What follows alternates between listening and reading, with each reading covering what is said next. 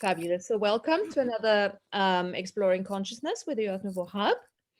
And we're just going to see, play by ear. That's one of those sayings that I've learned when I arrived in South Africa. It was a South African saying, or at least that's when I was introduced to it. Play by ear, let's play by ear. Everything is open, unpredictability, like we did last time in the show, which was, by the way, an amazing show last time. I had so many synchronicities rock up after that. Did you have that too? Well, yeah, it was just I had a great chat with a friend as well, and so much came through. This is the energy at the moment. There's a lot of synchronicities, a lot of patterns that becoming, very aware. Right? We're becoming aware of all of that. And very much connected to everyone's personal journey, where they are. Whatever they're exploring, this is what's happening, opening more and more and more. Yeah. Yes. Fantastic. Yes.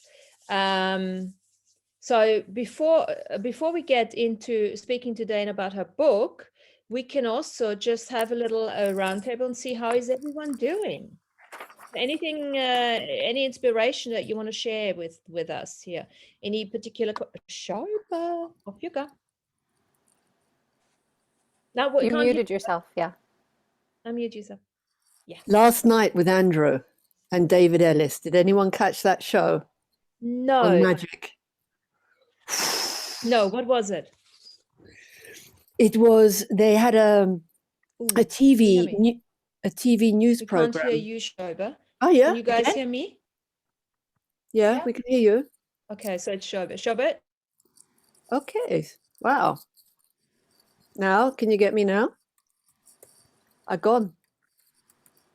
I can hear you. Yeah, everybody else can hear me, but Martina can't.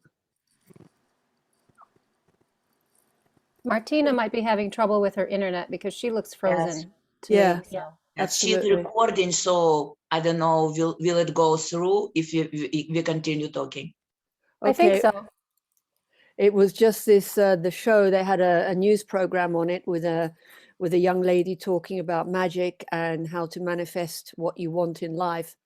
And Andrew was there breaking the show down from her expression and the words she was saying. And it was she's gone. Oh, she's gone. Shame. Okay, I guess Martina will be back. Yep. But it was just such a powerful show. No. Hold on. You want it on recording. Hold on. It looks like it's still recording, Irina. You think? Yeah, look on your screen and you should see a little red button flashing that says recording. Oh, but she's not hearing us. Oh yeah, here she's back. Yeah, from where I'm looking, it is recording as well. Mm-hmm. But Martina looks frozen again. Ah, there she is. Sorry about that. It keeps kicking me out, but I'm on the hotspot now, so let's see how that works. Okay, love. Good. What did you talk about in the meantime? Waiting for you, love, really? Oh, yeah, obviously, because it doesn't work, right? If I'm not on. So who was talking? Shoba, off you go. It was about the show last night that Tanya said she also watched with Andrew and David and Arnie, I think his name was, on, this is my breakdown of it, of the energies you give out and you're receiving and the misuse of magic and the misuse of the energy. And I have to say from my side, this was very potent to watch this, because the ultimate responsibility is for your own energy and what you put out. And that show was really like putting the bootstraps on for myself, like waking up from a lot of sloppiness, and found it powerful. And they didn't give up for about an hour and a half. They just powered on, all of them. You know how Andrew doesn't give an inch anywhere. And it was just power on, power on, power on. And with this example of the British TV Sky program, it was on Sky, with 2 interviewers and the woman there talking about how to manifest, I guess, the relationship you want in your life. And then with another woman similar into magic on the screen behind and discussing this. And Andrew and David were breaking it down. The expression in the eyes, the movement, the engagement, non-engagement. It was, for me, pretty powerful to see this. And I'm still in that within myself, breaking all of this down, what's saw, and saying really thank you, all of you on this show, and for Martina for doing this, because I get to see myself now in a very different way. And it's that ultimate responsibility of what you're putting out, how you're putting out, the sound of what you're putting out. And it was, to me, it was like listening to music. Fantastic. Now, is there a recording of that one? Yeah. Of the show? Yeah. Yeah. It's on Facebook. Yeah, there's a quote in the book where Andrew mentions, I think it's in the I Am Individuation chapter, where he says, Moron's Guide to Magical Malpractice. And he posted for members, free will to not free will. Okay. And is this exponentialized in this energy at the moment? That so basically what, I didn't get the whole thing. So basically what you're saying is that however we express ourselves, it's almost like magic, that we're impacting on other people magically, negative or positive. No, you can do that. It was like what I'm taking from it, and thanks for the question, Martina, because I have to define how I speak a little bit more clearly, is be aware with your expression of what you're putting out and what you're manifesting with the words.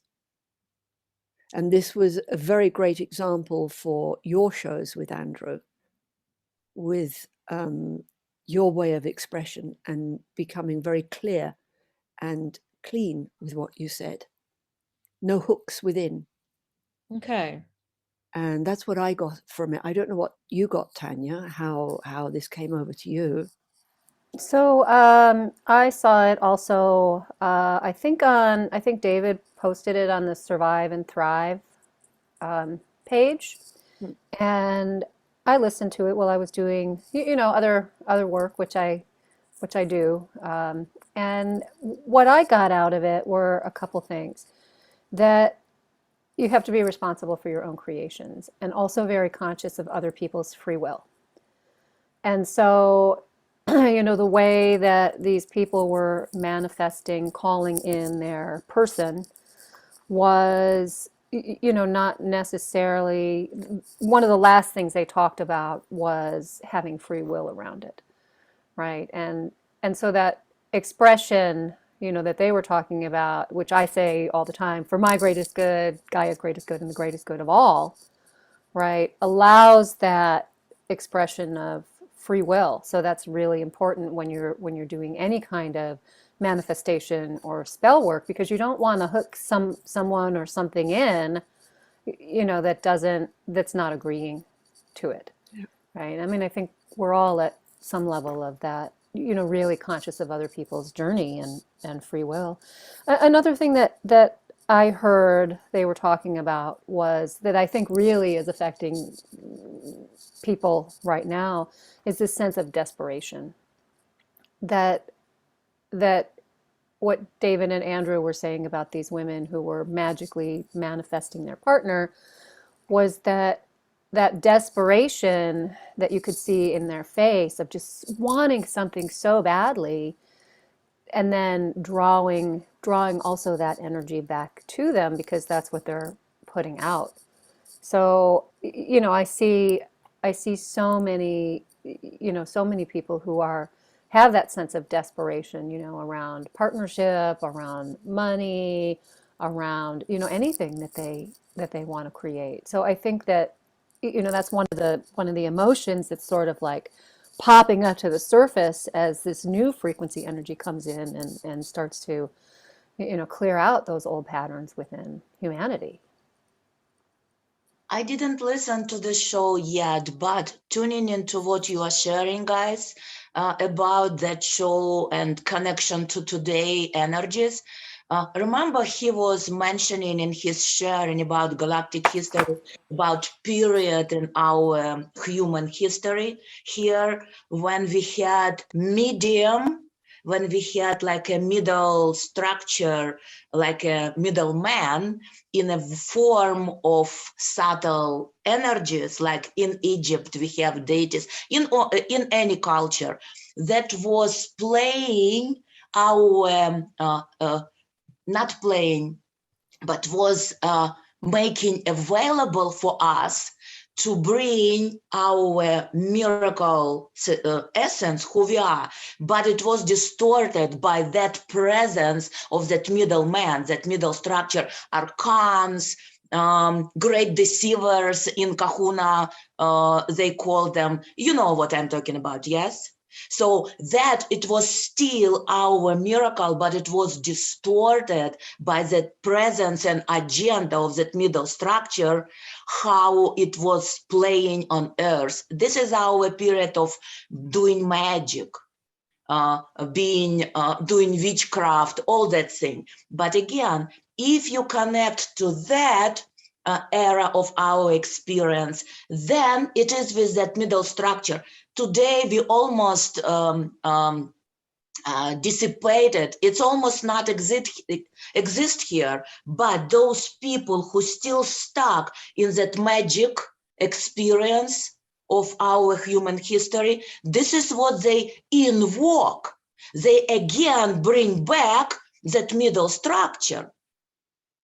And they self-created patterns, that what Andrew's saying about this kind of recreation, that middle structure, but it's allowing kicking that can longer and longer and longer for domination, control, war mentality, all that stuff. That nothing to do with our experience, who are legally here from beginning, experiencing everything in love. This is what I can connect from his sharing and bringing those pieces. It's not about good or bad. It's just, it's old. And it's your kind like entanglement. It's your stuck energy, what those people in despair doing now. They just don't know any other way. They don't remember their heart connection to this creation and being creator from that central point, not any periphery of experience. So if we again will look at that good and bad, we kind like not in today energies. Am I clear with my kind like thought?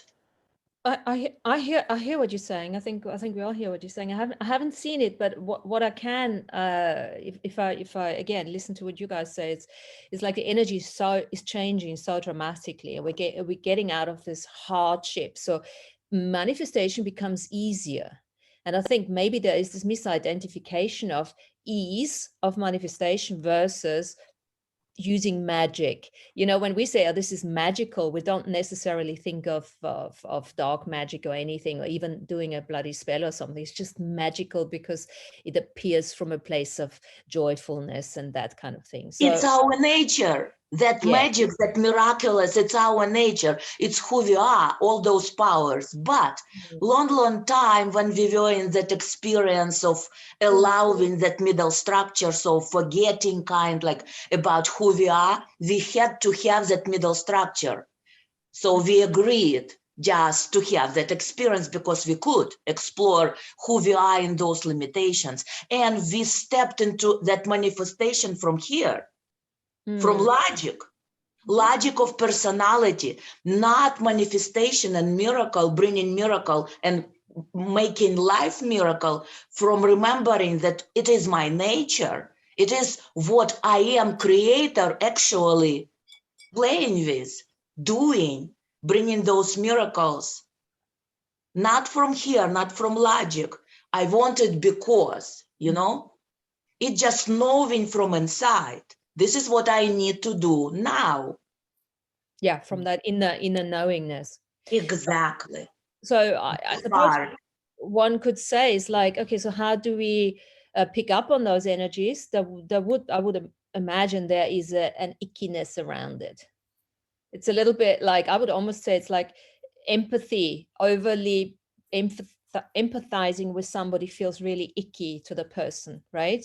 When you, and I think that spellbindness, there's probably, well, there's a lot of entities around that you would pick up literally, right? Yep. This is that recreation, and again, inviting, they're already living this space, but those people who are manifesting from here, they kind like inviting them back, you know, to continue this for us, not to go with universal flow of transition, to make those miracles our norm. Yes. So was that an invitation to ramp up the self-mastery again, the sovereignty rules and all of that? Okay, cool. Absolutely. Have you guys been sort of seeing that, perceiving that in your own environment? Have you had that? Have you felt like that? I was working with that middle recognition of that middle structure, or how Hawaiian Kahuna tribes say, call them great deceivers, you know, archons, all those gods from little g, yes? From those our history moments of exploration.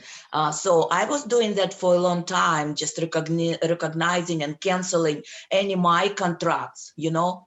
I'm done with those experiences. It's done. It's completed. I'm moving on. I don't need middle structure.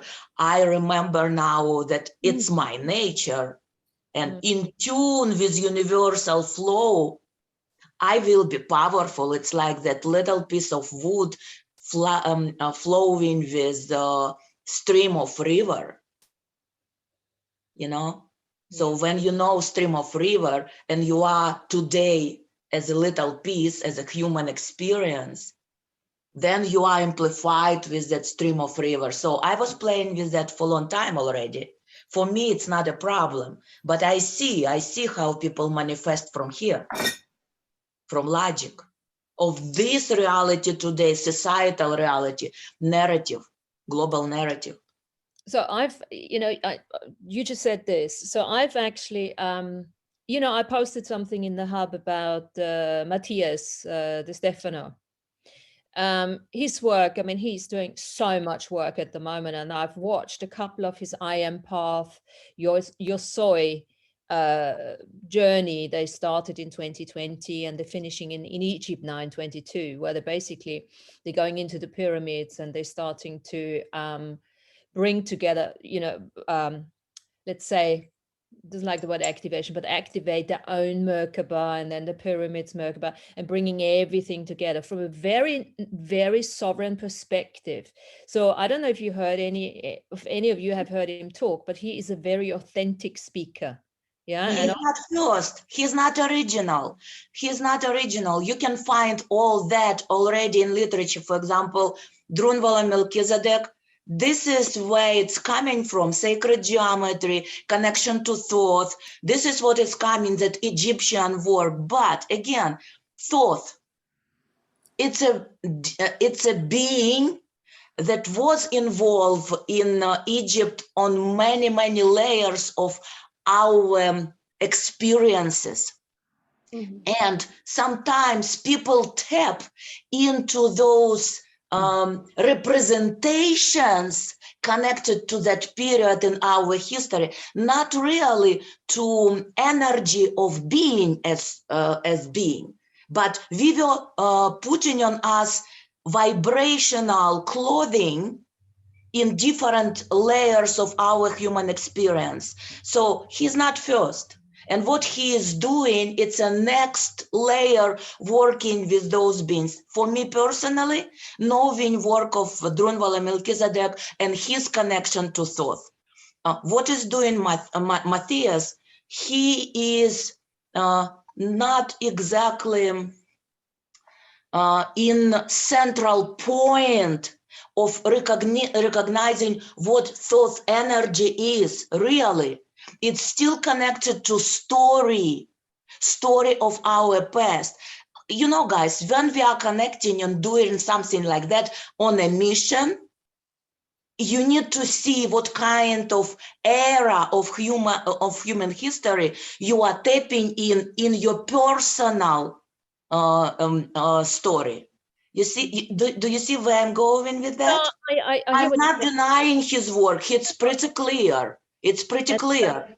Fine, and thanks for that. The thing is, I'm not. I don't necessarily get hung up on originality, because nobody really is original. We're all saying the same fucking thing. Somebody else. I'm not saying that. I'm saying that we all put on us some kind of coloring. And today you want to tap into real being energy. Yes, and I think I hear what you're saying, Irina, and I think this is something everyone on an individual basis needs to connect with the person. I quite like his authentic presentation, be it now original or not. I like the simplicity of how he explains sacred geometry, for instance, because I've always found that a bit more difficult to understand. I really like that simplicity of him. And I'm a big fan of what I do. Yeah, you could call me very unoriginal, because I take everyone's stuff that I'm hearing from everywhere and I'm putting it together and I'm presenting it, because I am finding things. I'm a collector, be that now me going to the markets, buying clothes or information. And then I put it together in a certain way that probably only I can put it together. And then people can pick whatever they want and leave the rest. Yeah. And I think that goes for an AB, that goes for Matthias, that goes for Dranvalo, and for all of those guys. Yeah. So I want to go back to what I actually was going to say is now, because, remember that he just takes that, he talks about, activating the Merkaba, that is, we are that geometry. We know we are crystals, we are that geometry. And he talks about, and that's what I quite liked, he talks about the I am, he takes the twin flame example, the I am, the triangle up here, which is the shoulders and the heart. And I haven't worked with Ranfalo. Maybe that's what he's saying too. I don't know. But I quite like that. You got love, the heart, wisdom, and you got what's the other thing then? Wisdom, love, wisdom, and will, determination. Yeah, that's the I. And then the am, or the other way around, it doesn't really matter, is when you sit in a lotus position or in a sukhasana position and you have the hands on your knees, you got the other triangle down there, which is the coccyx, the energy, and then the hands on the knees, which is matter and vibration. Yeah, so those are the two triangles that are part of that Merkaba that we're bringing together. And be that as it may, different words or not, it's the same thing what we're talking about. You gotta find that inner communion and union with yourself. And the one is very much earth-based, it's obviously the lower chakras. And then you got the love, the harmony, not love and what's the other thing? Love, wisdom, and will. Yeah. I just thrown that in. Why? I cannot remember anymore. Martina, this is Armenia. Hello, everyone. I love that what you mentioned about the simplicity. I used to follow him because my uncle was very into a couple years ago, and I lost track of that. And then I came back. I saw a few of the last thing that he had done. It's the simplicity that he had is very good. And everybody had a kind of little of the two, because everybody has a little. No, everybody had a whole. Any case, I think what Andrew bringing back, because I have not followed so much lately because my class, I saw, it's amazing that he had a show yesterday that you were talking about, because I saw another show yesterday that he did on the 9 with a guy called Salman Sheikh, I believe, from Pakistan, that he had an awakening through Andrews with a feminine revocation. And then he did that, and the masculine revocation, he said he is what he is because those two revocations, especially because the culture that he coming for, the feminine energy so spread. And then the way how he interviewed with Andrews said that he was just chat, asking questions just one after other, very stressful. And then it was very good because it's like a news for our start now in this 222, and what we should expecting from humanity, and what is our own individual purpose of what we're going to do. I think it was very way how he was orchestrated, and how he proposed us to be like, as Irina said, individual. However, we are in the whole, that we are creating with our thought, and we're not having expectation from other, and respect other people past. And I think Andrew's coming back, like bringing, this is said, you gotta do it now, because he put in like when the newspaper coming out with the brand new, and then is the energy that we having now for co-creating. I think it's amazing. I think it's like a reboost for what all you are doing. Even I don't participate because I have so many stuff, but I follow you, a little while. However, I think it's combined what you say from last night's show to this show that he did with this guy, this young guy, that it's amazing. How the energy he's putting on us, the curiosity to keep going and move forward, not get stuck in just one position. It's amazing. I love it, because everybody doing the part. You are doing the part, and everybody that is here doing the part too. It's amazing. And that's part of that. We're all doing our part, and every part looks different. Some people just need to work the art of couching at the moment. I had to learn that too. That was a contribution for a long time that I had to learn, because it's not something that came easy to me. But I'm now a super master coucher. But not exactly learn. You feel it, you knew it even before, but it was kind like closed for you to remember that experience. This is what's happening now with that triangles, tetrahedrons, really, star tetrahedron, really, that mechanically people talk about that. It's our light body. This is our vehicle with this level of consciousness where we are today.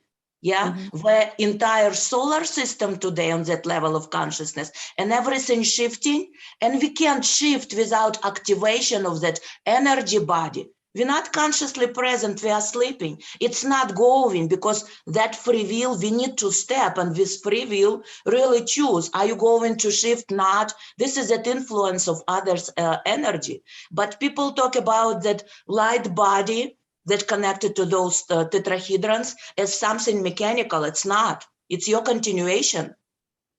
If your belief system still working in old style, this is how you will manifest with your even activation mechanically, that light body with those tetrahedrons. You will still continue old experience. And this is, I believe, you can connect to that show from yesterday, that people manifesting, yes, they are powerful. They open, activated their energy. It's now available. It's available. It's in the air. But mental body still with those beliefs. Yeah. And this is, I believe, this is what they were talking yesterday. I will listen today to that show, and I want to understand from show what is that. I'm listening, this is what means to me, kind like. I feeling that the challenge that we have is for us to believe it, that we have that power. That's the challenge really in humanity, because like you say, it's in the air. It's right there. We don't believe it. We close our eyes. I think that's the big challenge right now. Well, do you know what? I'd say don't believe it. Don't get hung up on believing it. Just choose it. Just exactly. And what I hear from sharing, those people about what they were talking yesterday, Andrew and David, those people feeling that in the air possibility, but still working with their belief system, how it can be done. And this is what in their belief system, through magic, through spells, through manipulation. You see what I mean? Yeah. And this is what's holding in our space, in our everything, old style, though, that middle structure. Yes. Yeah. And not allowing us to remember clear, it's our essence. Yeah. And you can make that magic, that miraculous existence differently. through connection to universe as universe. Yeah, that's so true. That I remember that when the book, I can't remember the manifestation. I can remember the title of the book now. Secret, secret. Yeah, exactly, about the gratitude that the guy received like a little stone from here to Africa to healing his son, but it was not the stone, it was the intention and the feeling that create the miracle for that boy to heal. It's what you said, Irina, the intention, believing in the little stone. I'm feeling gratitude. I'm manifesting gratitude, and I accepting the healing for my child. It was just the instrument, the stone, but it was not the stone that did the miracle. It was the chain of the energy, the vibration of the belief, and then accepting that with that stone, the gratitude, the soul healing. And it's the same thing. Anything that we use, it's just like, oh, I'm using this to give me the power, or the power we have inside. It's really like, wow, this is like a playing. Tanya, did you? Yeah. I just wanted to, I'm listening to everything everybody's saying, and I can really feel the energy of the tiger coming in like a tiger, right? Because we're in the year of the tiger now. So yeah, wow. But one of the things that I just wanted to comment about is that we are all on our own individual journey. And when when I see people like that they were talking about in the interview, and I listened to Irina, about the middle road, and talking about Matthias and what he was talking about working with Thoth and the older Egyptian type magic, is that each of us on our individual journey has in past lifetimes created dark magic and bindings that we are going back and undoing now. Right. And so that's clearing the old energy, right? And this being in the new, right, is that space of understanding that everything is within us, right? And I've read Drunvalo's materials, and I listened to part of the Matthias, but I just see everyone on their own journey, and sometimes we won't have an understanding of, and they won't even have an understanding of what they're clearing when they're doing these things, right? But it's going back and clearing up all of that old energy, so Mother Earth and humanity can move into the new. And it's very much a completion process. I'm very much perceiving my process completing for something new to come in. And I remember him saying that, the bits and pieces that I picked up, and lots of other people perceive that. Now, I want to bring Dana in now, because, I know what it's like when you write a book. I don't know if this is your first book or if you had more books already. How is that process for you, having finalized the book now? Tell us a little bit about it. It is metaphysical, isn't it? Yeah, right. And thank you for inviting me. And I'm so excited and happy to meet all of you. I've known about this group for some time. However, I was still in the throes of writing, and so I needed to concentrate and focus solely on that and not go down what I call, different rabbit holes through the day, because it's like then I'm not writing and I'm not finishing. And it was really a hard task to get that down, even though the writing is about my life. And Martina, you started out with talking about synchronicities. And so here is the synchronicity is that everything basically that you guys have been talking about is on the later half of my book, talking about how we are creator. And I'll just say the book, I finally came up with a name, and I'm calling it Mom's Metaphysical Memoir. And so I'm going to be turning 60 in April, and I don't have any grandchildren yet or anything like that. And it is like, I've had so many incredible and strange experiences that, I'm like, Harry Potter, who are you? After a while, and I'm like, well, the clock is ticking for me, and I should probably write these things down, because if my grandmother had any of these experiences, I would want to know about them. So that's why I'm like, okay, now's the time, let's sit down. And my entire life, I was always like, why this path? What's going on? So a little bit about me is like when I was an infant in the crib, I was visited often by the gray aliens. And I even have a confirmation with a neighbor who heard the spaceships coming and stuff like that, and she was frightened in her house, even though they weren't visiting her. But so she was came and confirmed that with me, you know, that was happening. And so for most of my life, I was like, why all these witnesses? Why all these witnesses around me that can confirm it? And I think because I wouldn't believe it myself. Hearing my own story, I wouldn't believe it myself. And these witnesses help to keep me stable and remind me that it did happen. And I needed that because otherwise I'd be like, well, what's wrong with me?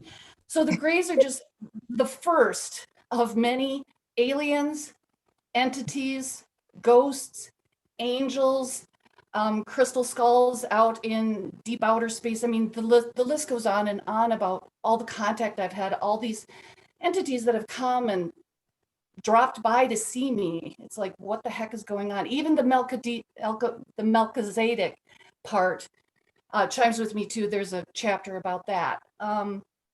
So really the book starts off with my experiences, but it's also part of my experiences goes into the shadow government stuff. I think that my father did an alien contract, and that's how I got put into this position. And so Rose Pat Nixon, when she was first lady, even I was brought to the airport and she came off the plane, said nothing to anybody, and handed me a red rose, and then was swept away. And then all the media came up to me asking me, who am I? You know, why did she do this and everything? I was in first grade. I didn't understand. I still have the name tag, you know, it says special guest. And I'm like, why am I a special guest? And I think that was a Freemason Illuminati nod to the things that have happened to me and the role that I was playing. So a lot of the book is about these entities and why they were showing up. But then it's also about, you know, because if this is my one chance to talk to my great grandchildren, you know, I need to express all of this. And part of it is manifestation, and part of it is reminding us of how all of our gifts have been shut down and taken away through all these administrations and powers and whatever and contracts, you know, to strip us from who we are. And so the book really goes into that, and, you know, hoping to remind people, you know, even the magic and words, we were talking about that, or you were bringing that up earlier. You know, I go into, you know, the magic of words, how there's sigils and the powers that are behind each letter, and, you know, everything like that, all the manifestation stuff, because I want to empower people to remind them of who they am, and so that they can have faith, you know, and just, you know, believe, you know, that they are a co-creator, and let them know that they're co-creator, that they're not just a kite in the wind, you know, that they can have this ability and these, you know, innate powers that are inside of us that, you know, we're all being distracted from, and it's all being shut down and taken away because we're just easier to control if we're asleep. So basically that's what the book is about. And thank you for listening. No, fantastic. Thanks for running us through it. Now, what has in the process of writing, how have you changed? What has it done to you as you've been writing it? Well, a lot of back to synchronicities, a lot of synchronicities lined up hilariously, even per chapter.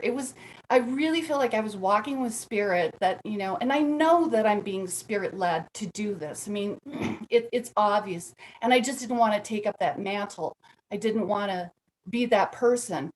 But I know spirit is working through me and with me as I wrote. So talk about a particular chapter, I'd be writing about somebody I haven't heard from in 20 years, and all of a sudden they pop up and there they are. Or I'd be writing something and I'd completely forgotten a special key point, and all of a sudden I would just get that download of like, holy crap, that's oh my gosh, I forgot about that. It was shut down. I'd forgotten about it. And so that I'd have to go back or write that into the chapter and everything like that. So it was I was divinely led, and all these synchronicities, and synchronicities is a huge part of my life. And so I just expect them because they always pop up, and it's amazing, this communication. I consider it, this great communication. So while I was writing, I just felt stronger and stronger that I was being supported, because I kind of need that. And yeah, and it was just beautiful to see how all of these things. And then as I was finishing up, it was kind of like Spirit was like, wait, hurry, quick, let's show her this, show her this, show her this. And I'd have to go back, okay. And then I'd go back to a chapter and put it in, and amazing stuff. And I think it's kind of, so I was being led as I was writing. And so it was a beautiful thing, and it was amazing. I mean, it's almost another book, just writing about the book, you know. Yeah.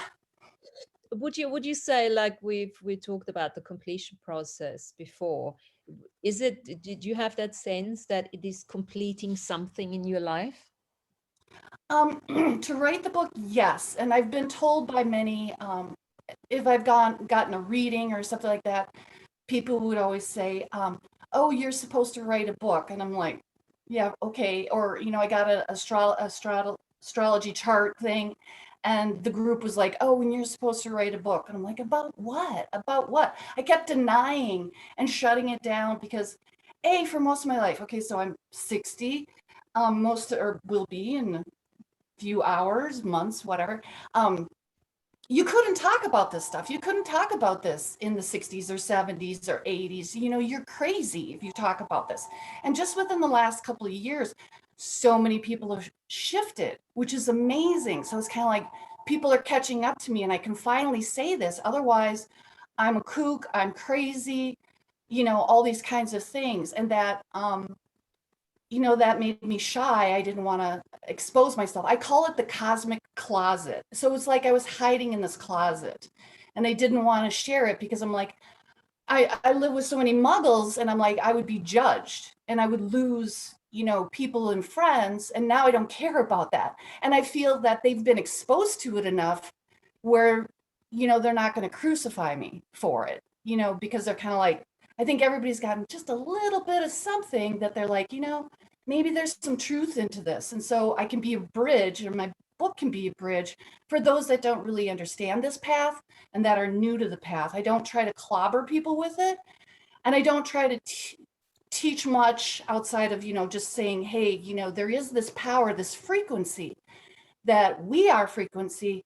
All of this is frequency. And what do you do with this frequency? You can work with this frequency. So that's, Fabulous. kind of my process. Yeah. So you're trying to get a publisher, right? You're trying to find a publisher to publish it? Yes, I'm going to be, I finished up part 1, which was writing the book and completing it, which was more difficult than I thought, because I'm like, hey, these are my experiences. I should just be able to plunk it down and type it. But I never wanted to do the work when I wasn't feeling in a good sense of my own energies, because I didn't want to put that into the book.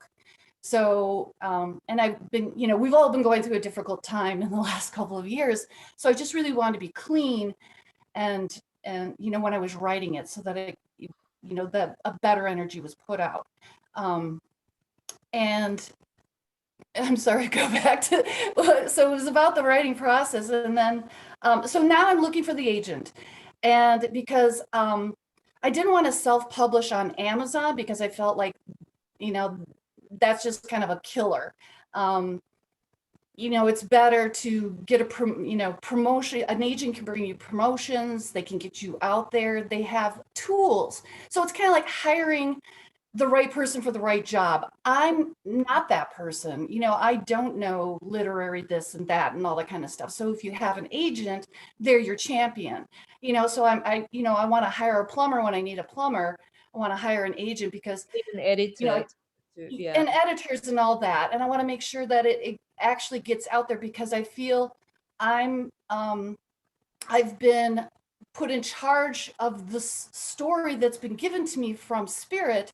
So I want to make sure that I do it in the right way. So I'm going to hire or get, not, you hire an agent, I guess, find the right champion that can put the book out there, because, I not only want to share with my family, but I feel like, if all this spirit is coming in and all these entities are coming in and all this kind of stuff, it's just not my story. It's a story for everyone. Yeah. And so I want to make sure that it gets to everyone, or Yeah. as many people as I can reach. Well, Yeah, so this is my next process, is finding an agent and a publisher. And then after that, it's about promotion, and getting the word out there, and probably talking to some groups. It might be a UFO group, it might be an energy group, I'm not in one box, which is very unusual, I think, because it's just like all this stuff was thrown at me. well, sounds really good. You probably will have to get yourself an agent, or like a publisher, even an editor that is Right. familiar with that genre, because I do remember we tried to find an editor for Andrew's, when we did Andrew's book, and we wouldn't find an editor because nobody understood the material. I said, I'm sorry, I can't do it. Right. So it's Right. like and but anyway, I'm sure there's somebody out there, and it sounds like you got the right ideas to really back it up, and then get it out and Right. market it. So good luck with that. Is there any questions you have for us along those lines? Well, anyone out here on this call, if anyone who's watching this and knows somebody who could be of assistance to Dana, then please do get in touch. And you can obviously do this by sending any one of us, if you know anyone, or in the Earth Nouveau Hub, send a note, or DM me, and I'll pass it on to Dana, or Dana directly. You can give your details if you want to. Yeah. And yeah, do it now. Oh, okay. So, well, on Facebook, you can find me at Dana Louise. I haven't been going there that much, but I will be going there because that's my public Facebook account. Otherwise, I'm Kiki Louise, which I think, Martina, you recognize me as Kiki Yeah, Louise I just called on you Facebook Kiki. I too. thought that's so cute. I didn't. Yeah, well, it's a I Kiki Dana. is a private party amongst friends, and I Right. needed to be private at that time, and not public with, because I talk a lot of crazy stuff that, and now I'm going to just get more crazy and put it out there in my public persona too. And I was, the Dana Louise was also born because I was on a reality show in Norway too. So I do have this public persona that's out there, and now I'm going to be able to, use that or whatever. Oh, So fantastic. That will definitely help you with the book, right? yeah, I think so. Yeah. So yeah, feel free to reach out and stuff like that. And I've been told I have to create like a podcast or a webcast, which is, a whole nother business and a whole nother world that now I have to learn that too, which is fine. Keeps your mind sharp to learn new Absolutely. things. What's the next? What is gonna Yeah. take? Yeah, there. Yeah. Any, And I feel when Andrew was going through and writing and looking for an agent and stuff like that, like I said, just even 5 years ago, things were more difficult. It wasn't out there as much. And so things are getting easier and easier. It's just this big snowball that's rolling. That's how I feel. And it's like, great, because then more people are going to come out of the closet. It's kind of like the Wizard of Oz, come out, wherever you are, and then people can see. But that's what the powers that be, they don't want us to empower ourselves and know what our power is, but if there's more and more of us, they can't stop us. I just wanted to make a comment, and I'm so happy that we're talking to you and talking about this, because it's true. There's all of this information is coming out, right? That's just how it's happening. I think it would be a really great idea for you to watch the first 10 or 15 minutes of that, at least, of that video that we were talking about earlier, Yeah. because one of the things that they were talking about is the way this author who manifested her person, the way she sold out because of the marketing. So, I mean, stay true to your vision, and don't let anybody who's marketing your material lead you down a road that doesn't feel right, because Right. it can really throw a monkey wrench into the information. Right. No, and I don't want that. No, not at all.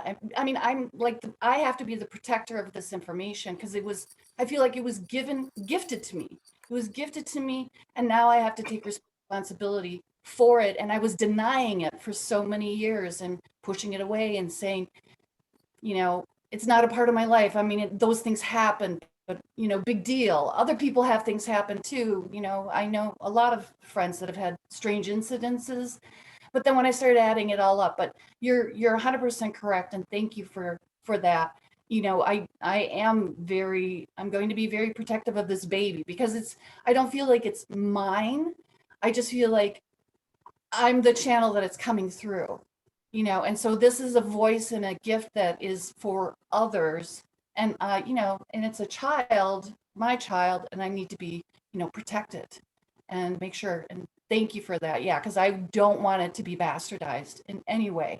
That's completely against what my book is about. Yeah. Well, that's the thing why people choose to go the Amazon route, because nobody gives a shit Mhm. up there. Nobody tells you what to do. And this is also what the first book I wrote, there's no ways I could have gone to a publisher with that, because they would have said, what the hell is this? It made perfect sense to me.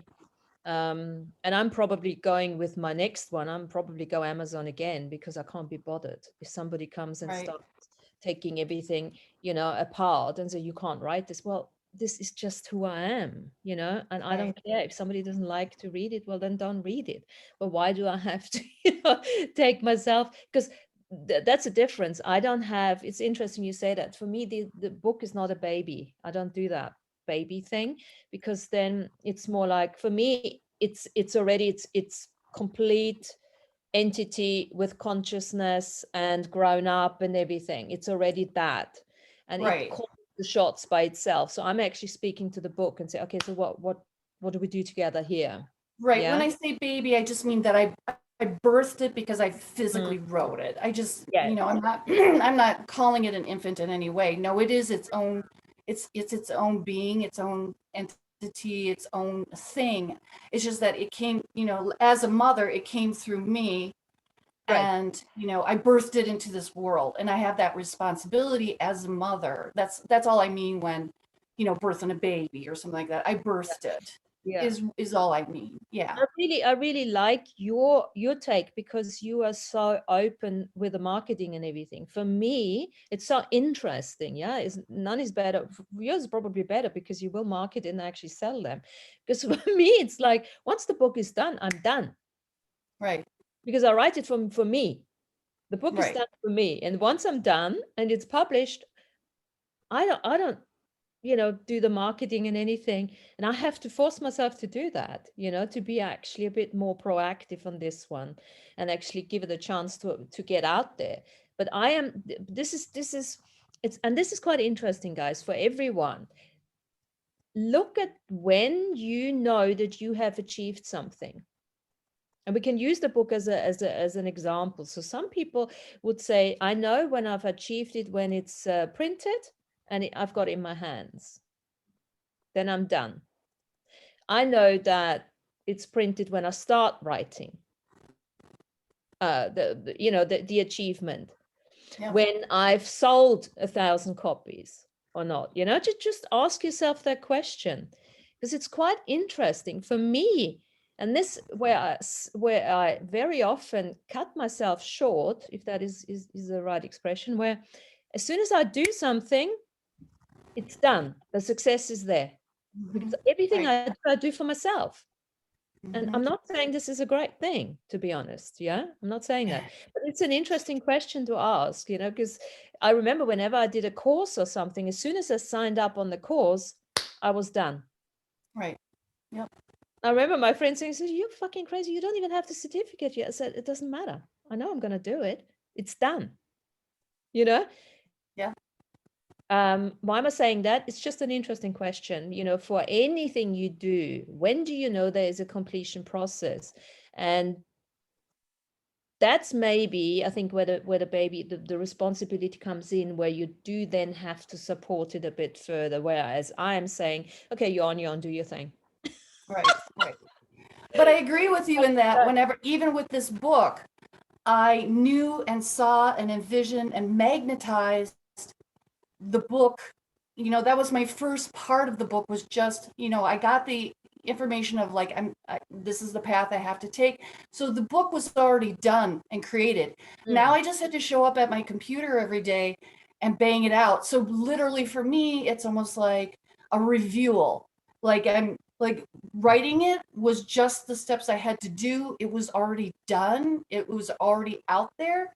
Now I had to physically manifest it and plunk away and do that. Kind of like when you said you would sign up for a seminar, it was already done. You signed up, it was done. Now you just had to show up and get the information and everything like that. But on a different level, it's already done. It's been done. Yeah. So now all of this, writing the book,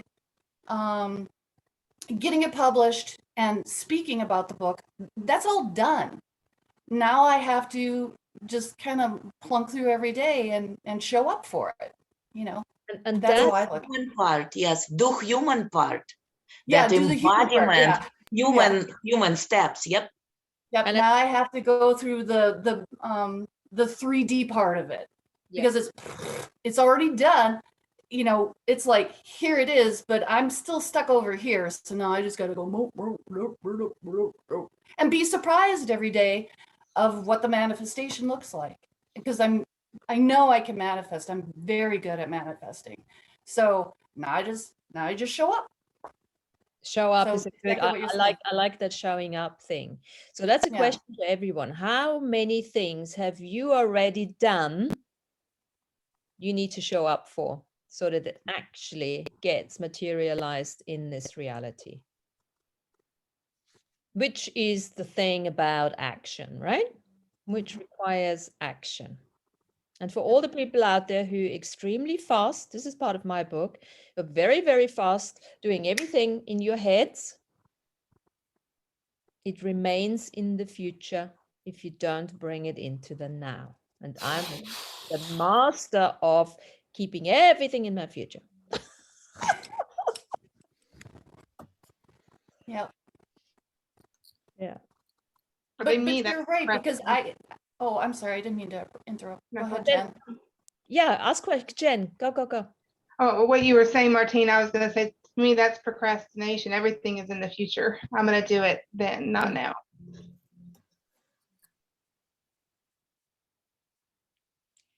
Let me look at this energy, procrastination. Because it's not really, I don't really buy into procrastination. And there might be a cop out. But for me, procrastination is there's usually the time is not right. So look at all the things that you've put into the future, that you've created in the future, that wasn't ready to be acknowledged and manifested in the now yet. Like what Dana says, you know, people couldn't have listened to what she is about to write or has written. So there's often when we procrastinate, because I am super action chica, yeah, in some stages, and then all of a sudden, that's why I looked at procrastination for some time. And then when I asked the question, so does this require action now, today or tomorrow, today or next week? And I never get the now, until all of a sudden now. Yeah. And then I'm there. So be aware, Jen, how fast you are in the future, and ask the question, are you ready to be? So I'll give you an example. I hate planning trips. Do not like it. I just want to get on the plane, go somewhere, not knowing what I'm doing, and just that kind of thing. Not good idea. You have to plan, right? So we were talking about going somewhere as everything is loosening up a little bit, and and Emma just has got 2 weeks free. She said, "Oh, Mama, let's go." And I'm like, for weeks, she's been saying this for 2 years now, obviously with all the lockdowns. Like, yeah, the time will come. Yeah. Last week I said, I think we need to go. It was just like, let's go to Mexico. She's like, what? All of a sudden I said, yeah, we need to go now. We need to go. So we're going next Wednesday. I'm going to Mexico, guys. Now, I've been fucking planning a trip to Mexico for the last 2 days. I do not like it, but I'm doing it because the time is now. I have to go to the pyramids. Whatever that is it? Yeah. But Oh, I'm sorry.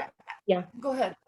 I just I was just gonna. long story short, don't beat yourself up. I've done this for long enough. Don't beat yourself up. Oh, I'm a this and that.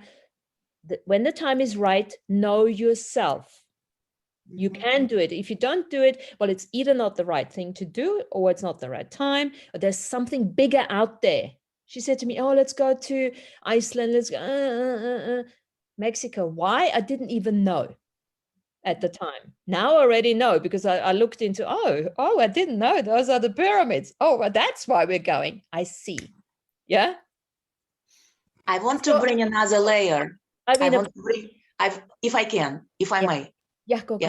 I want to bring another layer. Remember, we are now stepping from Roman numeral time. It's a linear experience of our 3D level of consciousness being human. We are now stepping into universal time, spherical time.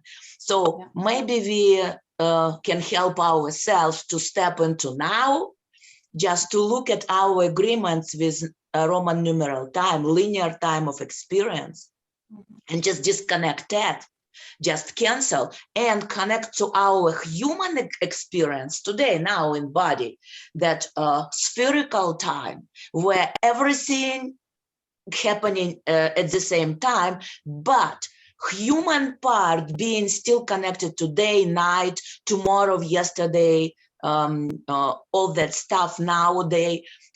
It will give us that possibility to see already where we can step. It will give our mapping now, and it won't feel like procrastination. It won't feel like I need to wait. Yes. You already will connect dots, and you will be in that process, shifting your traveling, your manifestation in spherical time now, not in linear of Roman numeral. Right. And we're 3D, so we have to experience time page by page, because otherwise you can't grow like a seed can't grow if we experience complete now. There has to be a page by page of the birthing of it. And I wanted to go back to that word of procrastination, because there were many times when I was trying to write the book, or while I was in that process, where I just wasn't feeling it. And I would have to take almost a month off. And immediately all these words were shaming me of judgment and everything of this procrastination, because I'm very A game, go, do, get it done. And then it was a learning process of being relaxing and allowing, that there was so many 3D pages I had to wait for until bam, like Martina was saying, here comes the energy through, and now it clicks, and now it feels right. Because otherwise you're pushing when there's that procrastination thing, when the frequency and the energies aren't complete or right, when you're not in that flow. And so I just feel like that word just makes us feel bad about that. No, we're just waiting for the right click, for the right frequency, for the channel, like you tune in a channel on the TV and stuff like that. And, other channels are static. You just got to wait until you can tune into that right channel. But I just, the grace and space of allowing not to give ourselves these negative terms and words that are from other people of judgment and shame and stuff like that. It's just not right now. It's just part of I think we can say it's part of the magic again, because it's a multi-million-dollar business, procrastination, and all of that. Keep on talking, guys. I just need to open the door here. And guys, when you shift to that spherical time, everything happening now, you are stepping out from waiting or even being connected to that energy of procrastination.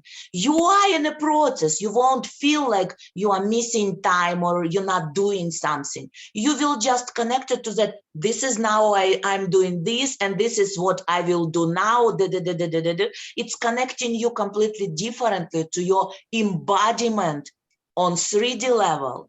It's not exactly 3D already. You know that. Yeah. I do know what you mean. I think it depends on the context too, because I use procrastination kind of as a self-sabotaging habit. And but yes, from a creative aspect, all the things that you say are completely true, but there's a level of accountability too of things that you know you need to do now. I'm not putting that off. And that's where I bring that back to myself, that I have to hold myself accountable for taking care of my business when it needs to be done. But yeah, when it comes to writing a book, doing all the things, you do have to wait for the energy to flow at the right time. Totally agree with that. When we are very rooted into societal structure, this is what you see, that difference, how would be your flow personal and how you have to do because you are part of that thing, paying your bills. So you can look at that stuff, how new way you can tune and be part of that societal flow. Already you stepped in with your involvement to pay your bills. You see, you doing it now, correction, you can do it. And that societal global narrative won't be so real for your personal experience. And societal global, it doesn't have feed us. We have real connection to universal experience. And that societal had to adjust to us. This is what we want, that transition. You see, let's start doing it in our personal journey. Yeah, and you know what? I fully get what Jen, what you're saying. I've always had this with the tax payments, you know, or doing the tax. It's something you would just have to do, and la la la. And still, what I've been working on has always been, as soon as I do go into judgment of myself, I'll take myself out of divine beingness. Judgment has no place in this new way of creating.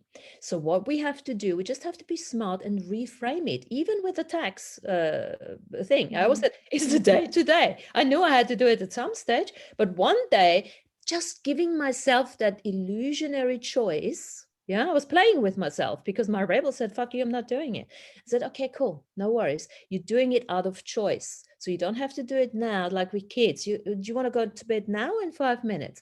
It's almost like that, you know, just that was just my kind of way of reframing everything. And as soon as you do that, no longer judging. And you want to be connected. Oh, I'm sorry. No, I'm done. And you want to be connected to universal flow with your remembering who you are, your personal journey. It would be amplification. It will be bringing so much easiness, and it returning to what we started with, that magic manifestation, whatever it is. Yes, it won't bring that energy. Everything has to be a choice. When we do anything and everything from a place of choice, because it is a contribution on some level, we are a contribution to it, it is a contribution to us, then we can create from a completely different flow with ease. There's an ease behind it. Even though it might be sweaty and hard work and you might swear your ass off and everything, you know, at some stage, but you're still choosing it from that particular place, you know, and that's the difference, because then there is no resistance energy behind it, because it's the resistance energy that doesn't allow you to change whatever needs to change in the moment. Powerful. It's just sometimes we have to manipulate our own ass. Do you know what I mean? Reframing. Just no more judgment. No more Cancel contracts. What you are. Cancel all contracts that still keeping us in that energy of whatever we mentioned, procrastination, vibration, judgment, vibration. It's all contracts for us to have that limitation experience, to forget who we are. And now it is in the air who we are. Cancel, and you return and you tap into universal flow of that air, of reminding us you never stopped doing it, but you agreed to forget, and now it's time to remember. Yep. And you know what? There's another thing, because everything that we perceiving as a belief system, as a thought, or everything has a picture attached to it. Remember? So by changing the picture behind the thought or the belief structure that we have, especially when you are an artist, you can actually change the entire emotional attachment to the particular belief structure. Yeah. And sometimes it's a word. So I need to bring this in now quickly here, because we talked about cancel the contracts. Good. Nice. So if contracts doesn't necessarily mean anything to you, you could say, well, disconnect the cord.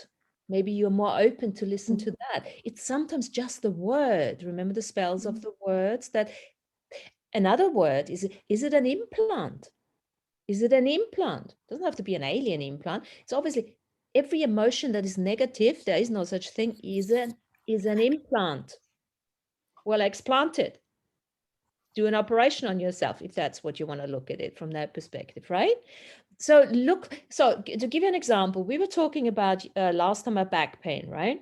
And you guys had all amazing stuff to say, all this ancestral stuff, and and I had a conversation with, I think it was Mary actually afterwards, the day after, because she looked at she watched the replay, and there were so many synchronicities happening. Yeah, there was so much happening, and so much in that particular Zoom I observed myself doing without really, observed myself literally doing it. Yeah. And it wasn't anything, which sounds massive or anything, but every single one was a synchronicity in itself. And then she froze, it's in my book. So my book. Every time I talk about my bloody book, don't even have to buy it. Yes, please buy it. It will be probably on Amazon. Anyway, in between. She said, what's in between? Remember you were telling me about the disconnect between the lower chakras and the upper. In between. It was the in between. Who or what is in between? That's what kicked it off for me. I'm not going to tell you what was in between, because otherwise you're not going to buy my book. But it was very much related. So I have to get better with my marketing here. And guys, that's why today it's so easy to do. You don't need to do this huge, deep work with revocation or whatever, like Martina just said word. Why? It is in the air. This is that universal flow of change. Those things don't exist anymore for us to experience. We're done with that thing. That's why when you recognize, oh, I don't want that anymore. And this is in the air. That's why it's so easy. And you already shifted. It's not working in your field. It's not part of your experience anymore today. Yep. So yes, so change happens like this: destroy and uncreate, destroy and uncreate. Because if you create an energy, you can uncreate it. That's the typical, axis uses uncreate, but lots of other people do it. So there's no originality in that either. Destroy and uncreate, destroy and uncreate. You can do this continuously, and it will just go or not. Depends on what you're destroying and uncreating. Now those revocations, invocations, and all of that, they have so many words in it that give you an opportunity to find that one that triggers that, right? So from that perspective, it's nice again, right, to look at all these different revocations. Do you know the other thing, as I write stuff, of course, because also English is not my native language, so I have words, and then I go into a dictionary and give me a synonym. What's a synonym for? I think every writer does that, no matter which language.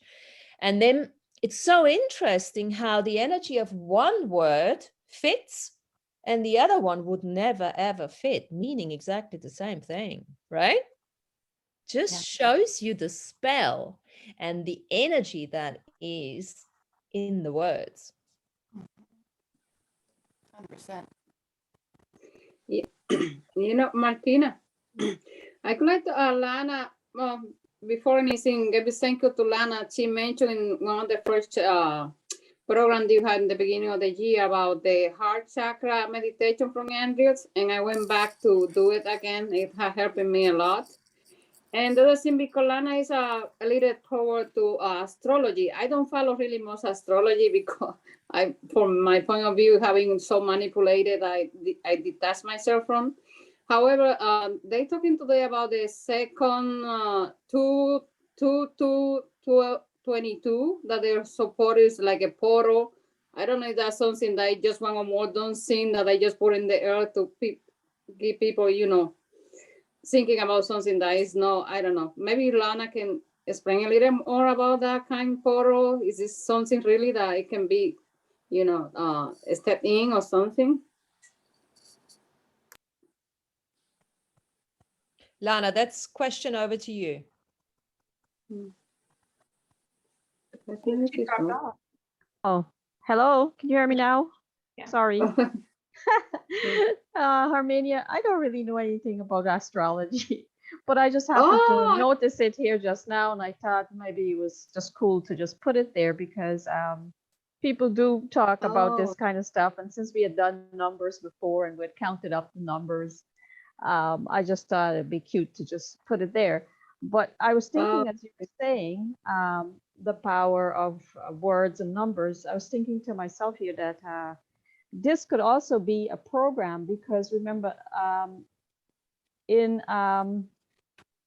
the way we count our months of the year is really sort of like a Roman numeral way of counting the numbers.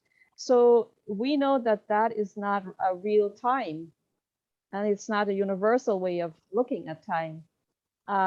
So for me, that's one of the reasons I don't necessarily focus on astrology and numerology and all those things because of that fact that it's under Roman numeral time counting of the calendar.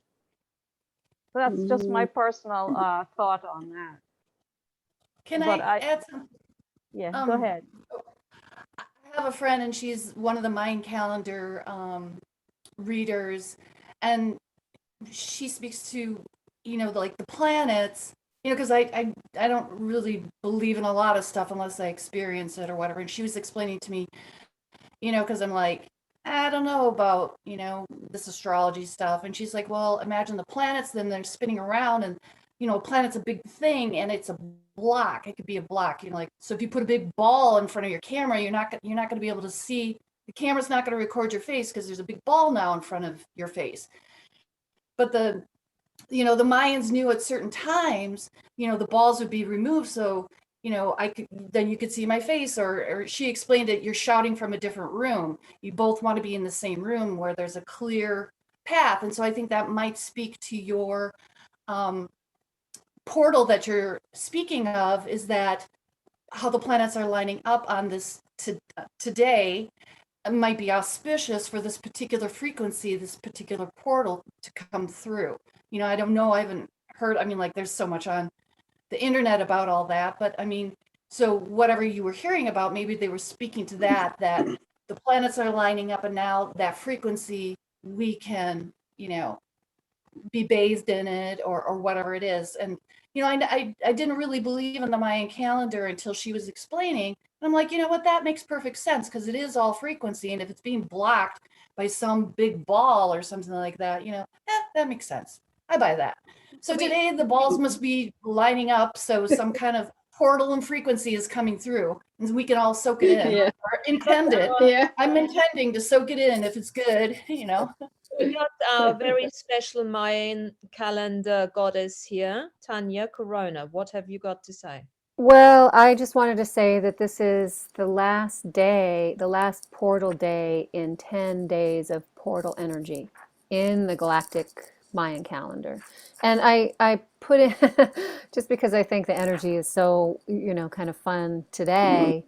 It's I posted a little picture in the chat about the day today, and so I'll just read the affirmation today. It's the blue crystal eagle today, and the affirmation is: I dedicate in order to create universalizing mind. I seal the output of vision with the crystal tone of cooperation. I'm guided by the power of accomplishment. I am a galactic portal. Enter me. Wow. So, you know, if your birth date falls on the blue crystal eagle, that's your personal affirmation for life path and purpose. But Where do you have that, this is Hannah? Where do you have it? this is from 13 Moon. I dropped the picture in the chat.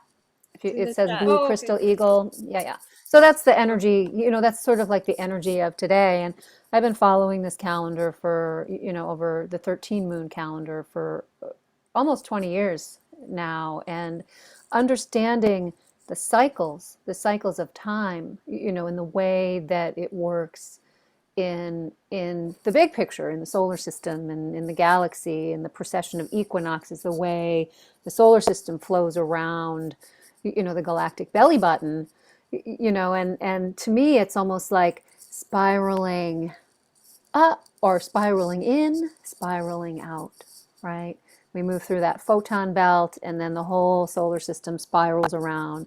You know, so there's so much energetic movement, but on Earth, you know, there's certain like cycles of energy, 13-day cycle, 20-day cycle, and the way that those roll together, right, in our 365 and a quarter cycle journey around the sun, and then the solar system's journey around. So there's a lot of a lot of moving parts. And keep in mind that our human experience was connected to Fibonacci spiral, not to golden mean. Universal experience existing in golden mean spiral, they are very close to each other, but completely different. And you can connect Fibonacci to linear time experience and golden mean to that spherical time experience. So when you step to universal connection through golden mean spiral, it's almost the same, but different. You are connecting to your human experience from that spherical type of experience, and then you look into all predictions and you can relate to anything, not just your sign, not just you can relate to anything that you read about your horoscope or about this Mayan thing. Yeah. Or like Year of the Tiger, right? Who was born in the Year of the Tiger? I mean, not me, I'm a monkey, but I yeah. was. So here's, you know, Dana, right? This energy, tiger energy that was present when you were born, right? It's like that solar return energy in a way, reactivating that energy within you. So I've got here, this is what I had posted about this. So the space between the 22nd of January 22 portal and the 2nd of February 22 portal is so powerful. So today, like Tanya said, is the last day of that. The 22 January 22 portal kicked off a 10-day stretch of galactic activation days. It has opened its own energy gateway that will move through until the 2nd. This means that we're going to move through an acceleration in our ascension as we move through these energies. These are amazing energies that we can just be using to make things happen. Some of your star seeds, and some of you are feeling a strong resonance with these energies. You're probably experiencing a spiritual awakening, activation, many different ways. You're being guided into healing more as you are. Your frequency is rising. These energies are so strong that many are experiencing more and more of a state of oneness with the whole. We have energies coming in like never before. Many of them are galactic.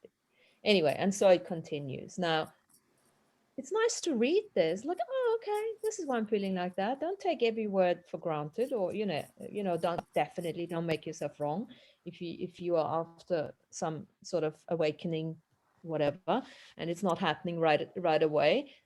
But it's always nice for inspiration. I love inspirations like that. And this is why I would be looking at anything just to be inspired.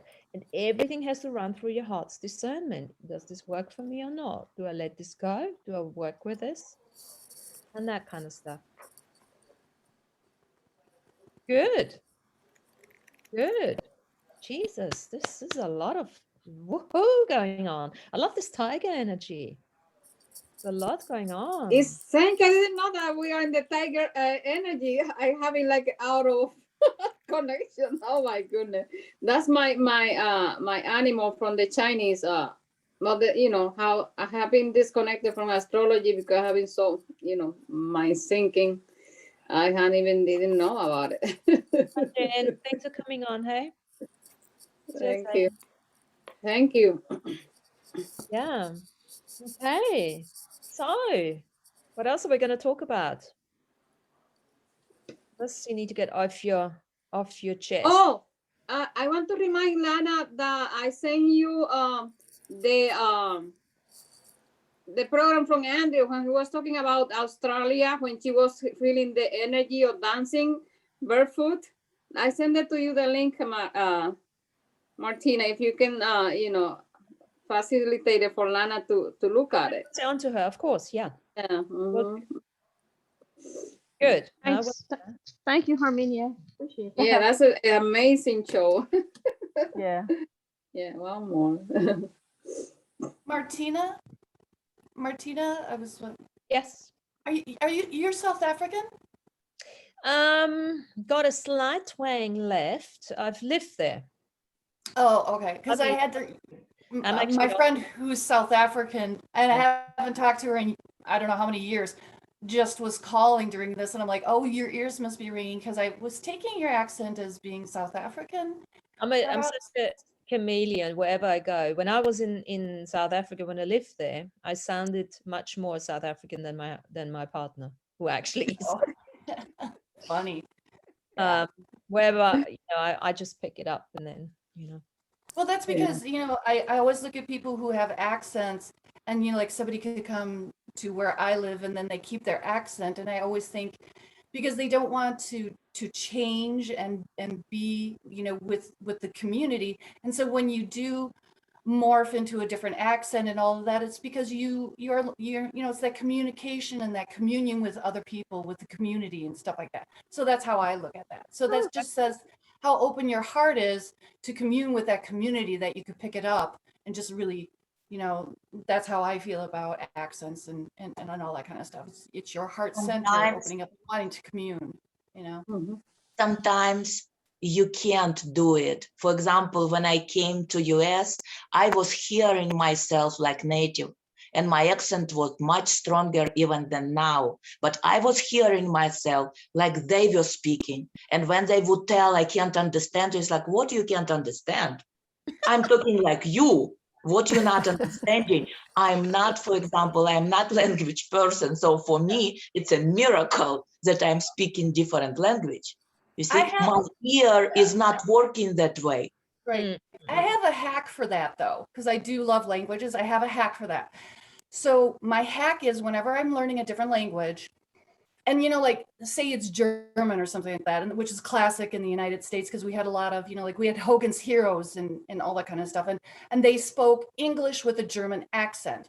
So what I would say to you is speak English, like the people who speak your native tongue, that are from the United States, how do they screw up your language? How do they botch it up? What are the things? So what you do is reverse it now. So how English speakers, have an accent in your language, now reverse that and use that accent to speak their language. I don't know if that makes sense, but then that will, you just kind of fake it, but then, you sing your song, you sing the language, how those speakers do it.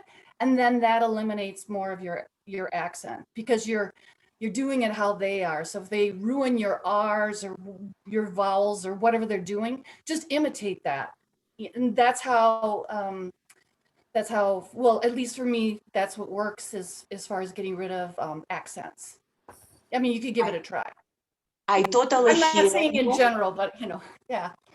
I totally hear you, and I'm checking with my traits of character, and I'm not competitive person. So for me to do what you are saying, it's not my nature. So I don't have that energy inside of me to even look that something opposite or something, you know what I'm saying. Right, yes, for me, I'm okay.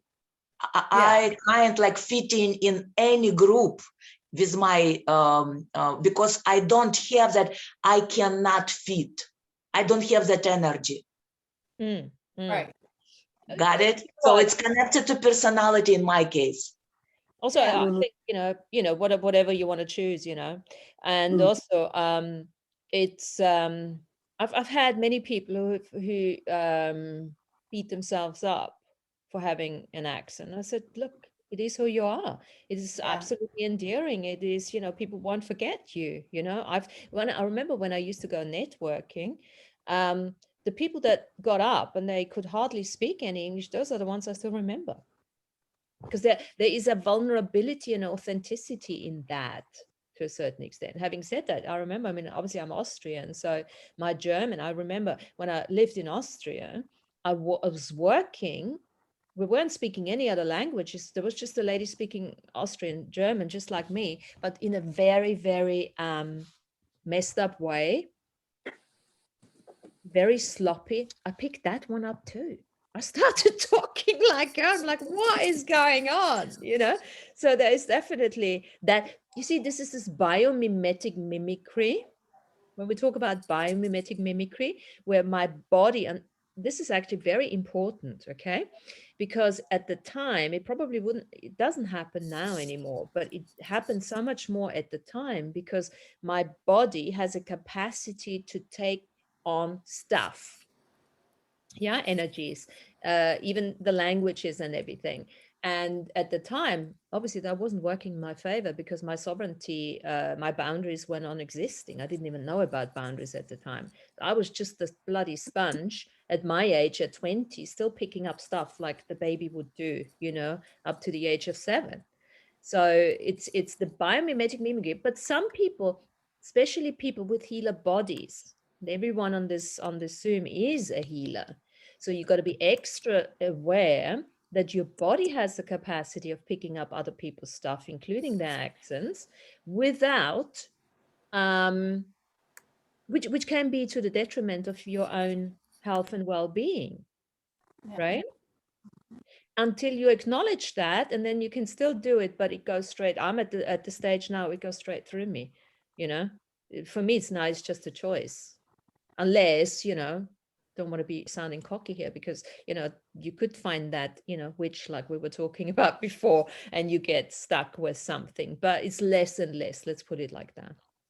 And you are changing your empathic connection to world to compassionate connection. It means, I acknowledge going through it, but I'm not stepping to share that with you as my personal experience, but I have love for you as human being, because I remember how I was going through that. But I'm not stepping anymore. I'm done with that experience. And it's helping us, by the way, other people going through their struggle much more than empathically share with them that what Andrew called, dirty energy underwear. So, this is something, anyone working with education, this is something that needs to go into the education system, because that is not being taught anywhere. In fact, it's so misidentified. Everybody thinks empathy is the thing. Everybody needs to be empathetic, and there's nothing wrong with it as such. But you need to define what empathy actually is. Once I can totally be empathetic now, but just like Irina says, it's no longer that old taking on the energy and keeping it, holding it on and getting sick myself, but it's a compassion energy, which comes from a total honoring of whatever the person is going through. Yeah.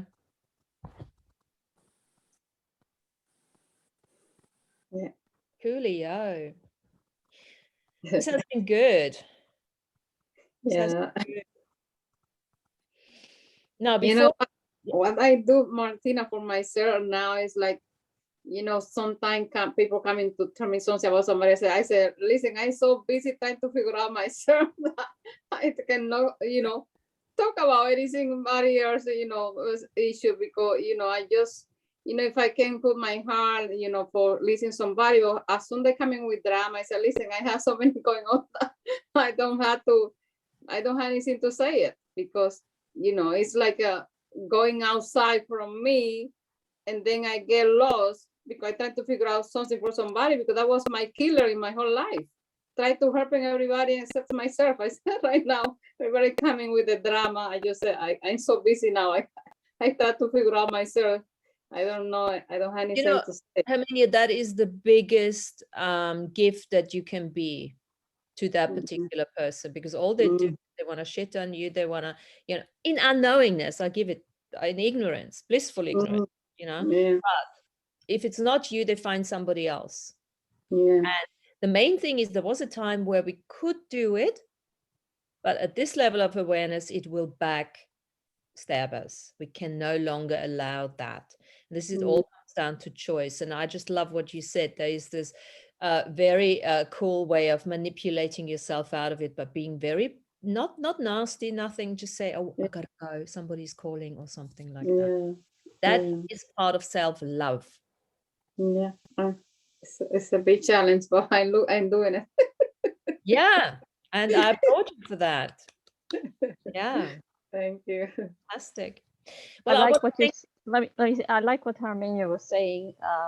What I if there's somebody in front of me and they're talking, and I know I shouldn't be engaging in this energy, the zooming out program in me will just kick right in, and I'll zoom out of what they're saying, and so it doesn't have any effect on me. Yeah. But I'll be there. I'm there for them. I'm standing there. I'm listening, but I'm not engaging in any type of conversation with them on the Mhm. subject matter that they're discussing. So when they're finished talking, it's over. I can change the conversation into something else that is more beneficial uh, for the whole, but I will just zone right out. The And only this way, thing, this way, it doesn't the dirty energy doesn't get stuck on me. Yes, yes. I always looking to change the energy too. The different conversation. all I'm going to say, Lana, to this, what comes to mind when you say that, when you say zooming out, does that mean that you're leaving your body? Because No, if you no. leave your body, the stuff still comes into your body, and the physicality will still hold it whilst you are having your thoughts somewhere else. No, Just, no, no. I just want to be clear on the zooming out. Lana doesn't say she's leaving her body.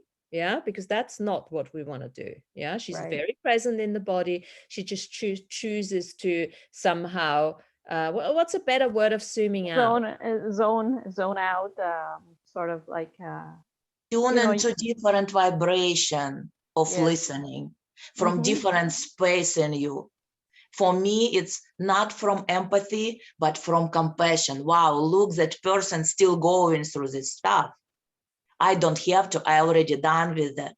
You still have your heart open, you still have your unconditional love going, but your human involvement just stopped at that moment. Yeah, right. That's one So way. I'm That's there. yeah. I'm there. I can engage at any moment, but I'm really not putting much focus into what you're saying because I don't want to retain the memory of what you're saying within my memory field. So I can come back at any time and engage with you if I find something that what you're saying needs my input, but then I'm not taking it in. Okay, it requires a lot of choices to make that, yeah? Yeah. You But gotta it's something, be very it's spot on your choices here, because it can bite you in the ass. But I'm sure, I mean, Lana can do that because she knows what she's doing. But I all I'm mean, saying is for people to listen to that, be very aware that you have to continuously make that choice. it doesn't come easy. Like Andrew would say, it takes years of practice. You practice that. Yeah. You practice how to do that. It can come easy if you don't have that vibration anymore part of your journey. That's If you're true. already done with that, you don't have that vibration, you cancel all that. You integrated that memory about what you did when you had that vibration. Now it's not even can entangle with you. It's just not. It's just not. It doesn't have any hook inside of you. You won't necessarily not even meet people like that. And you won't, yes, exactly. You won't even see those people. The other Unless way, you are a healer. Unless you are a healer and you're working with change, and you will see those people. I mean, for me as a healer, this idea of zooming out, I like a lot, right? Because it allows me, I think of it like a camera, right? Where you're zooming in to a small interaction or you're backing up to see that big picture, that wider picture. Like, okay, I know what's going on here on a human level with you, but now as I back up and take a look, I can see, the wider picture, what's going on with the DNA ancestry, what's going on with the galactic multidimensional part of that person, right? Because maybe you're not a vibrational signature match to what's going on with the human, but maybe there's something going on a much wider level that you are a vibrational signature match, and that's why that information is coming through to you right now in this moment. That's beautifully put. That's beautiful put, by expanding your beingness. That's also a very sovereign way of looking at it. Yeah. Well, and I mean, I don't know anyone with a wider perspective than Andrew has, right? I mean, he's zoomed way out, right, to see all of those patterns in the way that they're working in that much larger picture, which is probably why we've all been attracted to his material, right? I agree. Lovely. Definitely that Andrea for me having, oh my goodness, I wish I can get that's what 10 years ago I would be where I am now. Any case, but it came when I have to. I have been like, wow. It was the question, answer to all the questions I have since I was a little girl. It was Divine like timing. There's something called divine timing, right? yeah. And the course in that I hear from Andy, from a guy that he had the oneness about the consciousness level of humanity. I participate with him. However, he put the video about the DNA, and when I heard him explaining about the DNA with Natalie, it was like, for me, was my goodness. It was like I came back to a place where I left long times ago. It for me was like the shining light from my beginning of come back to to my journey. It was amazing when I heard that choice, the DNA, how he's explaining it with Natalie. It was amazing. It was amazing. Yeah. That's actually, I think that's still on his website for people to, you can buy that there. Yeah. Okay, guys. Anything more pressing? I think we're going to call it a day. We've done well. I want to also thank Dana for coming on and chat to Thank you all. Thank you all. about your book. Yeah. And good luck with it. And we have to get you back on for other discussions. Yeah, I'll be able to start coming and joining you. But thank you, everybody. It's so lovely to meet you and have a new community and everything. I'm so happy, and thanks for the invite and the input. And it's beautiful to hear all of your stories and everything, all of this learning. I love it. Thank you so much. I'll look forward for your book too. I would like to have it. Oh, that'd be great. Yeah. Yeah, sure. Hopefully soon. I heard this year. I was told this year. So. Oh, yeah. If you want to talk crazy, you know where to go. This is your crazy group, the Earth Nouveau Hub.